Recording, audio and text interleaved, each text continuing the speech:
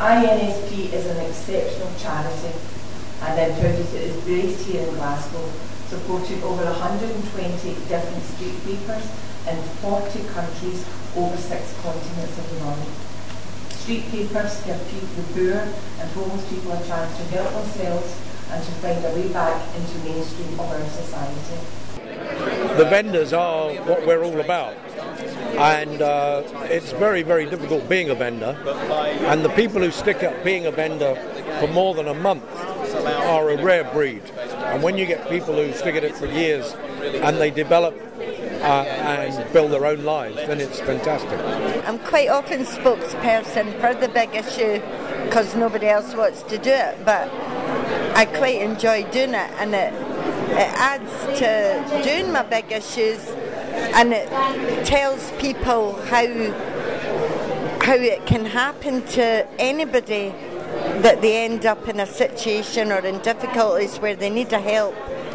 And the big issue gives people all sorts of opportunities, I can assure you. Absolutely vital, you know, especially living in Glasgow. It's lovely to come and see the photography, and it's just absolutely smashing, yes.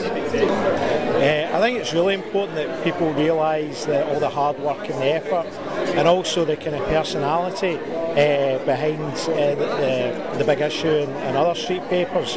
Get to know the people who are selling the street papers a little bit better. And it wasn't until I started doing a bit of work with the network itself I realised how broad it was across the world in so many different formats. It wasn't just the big issue, it was all these different titles across the world. A wee customer gave me this one today, and that's the one for the Herald. Oh, brilliant!